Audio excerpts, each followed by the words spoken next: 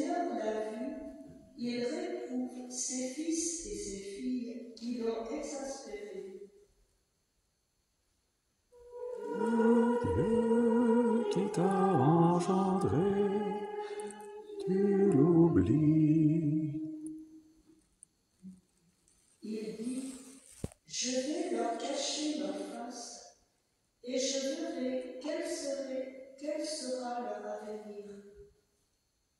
Oui, c'est une engeance pervertie. Ce sont des enfants sans foi.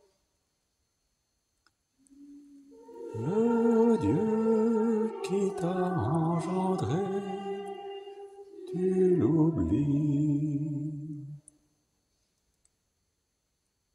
Eux m'ont rendu jaloux par un Dieu qui n'est pas Dieu, exaspérés par leurs vaines idoles. Moi, je vais les rendre jaloux par un peuple qui n'est pas un peuple, les exaspérer par une nation stupide. Le Dieu qui t'a engendré, tu l'oublies.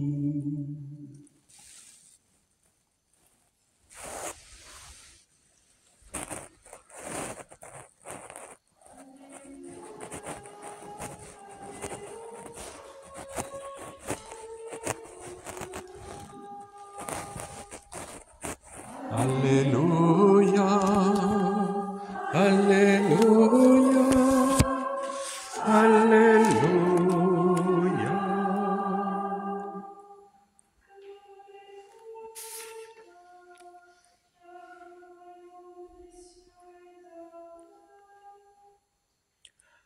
Alléluia, Alléluia, Alléluia.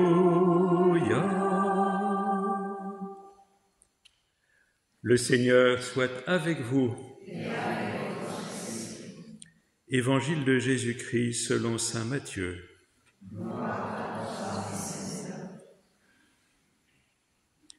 En ce temps-là, voici que quelqu'un s'approcha de Jésus et lui dit, « Maître, que dois-je faire de bon pour avoir la vie éternelle ?» Jésus lui dit, « Pourquoi m'interroges-tu sur ce qui est bon ?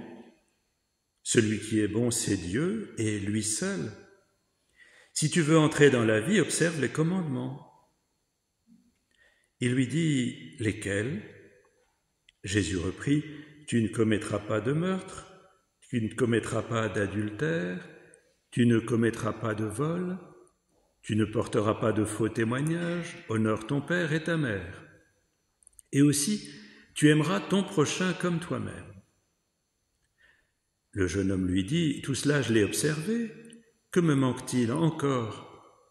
Jésus lui répondit, « Si tu veux être parfait, va, vends ce que tu possèdes, donne-le aux pauvres, et tu auras un trésor dans les cieux, puis viens, suis-moi. » À ces mots, le jeune homme s'en alla tout triste, car il avait de grands biens.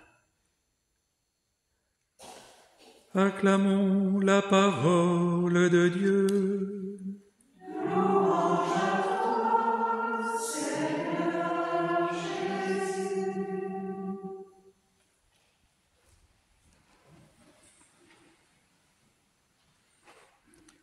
La joie de pouvoir célébrer avec vous ce matin, c'est toujours quelque chose d'extraordinaire de pouvoir célébrer l'Eucharistie, de pouvoir vivre cette action de grâce du Christ au Père dans l'Esprit, de pouvoir être plongé dans cet amour sans limite, de recevoir au plus profond de nous-mêmes, dans la parole et dans le pain. Et aujourd'hui, eh bien, nous avons aussi la joie d'accompagner Sabine dans cette communion qu'elle va vivre pour la première fois. Que le Seigneur nous donne de contempler cet amour sans limite qu'il nous donne. Je lisais hier un petit livre d'Henri Nouwen qui s'appelle « Prendre soin des autres ». Et je vous lis cette phrase que j'ai trouvée très belle. Je crois que Jésus est en train de nous dire « Essaie de ne pas craindre de lâcher prise sur ton besoin de contrôler et permets-moi de satisfaire les désirs profonds de ton cœur. » Et un peu plus loin, « Je suis avec toi, ton nom est inscrit dans la paume de ma main, je t'ai aimé d'un amour éternel. »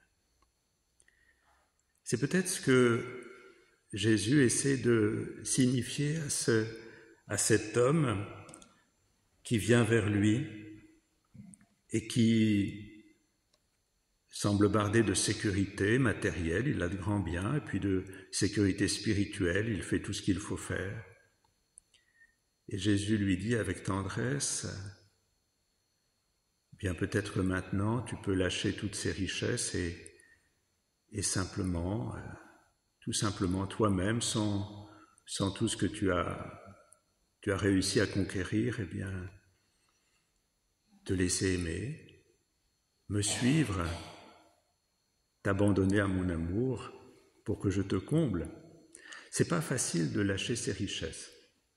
Il n'y a pas que les richesses matérielles, il y a aussi les richesses peut-être qu'on a cru accumuler en mérite, voilà, pour finalement redevenir, encore une fois, comme un petit enfant qui met sa joie à recevoir l'amour gratuit de Dieu. Recevoir l'amour gratuit de Dieu, c'est bien ça qu'on vit à chaque Eucharistie, non? Cet amour qui se donne dans l'apparence la plus simple, du pain, d'une parole, d'une présence.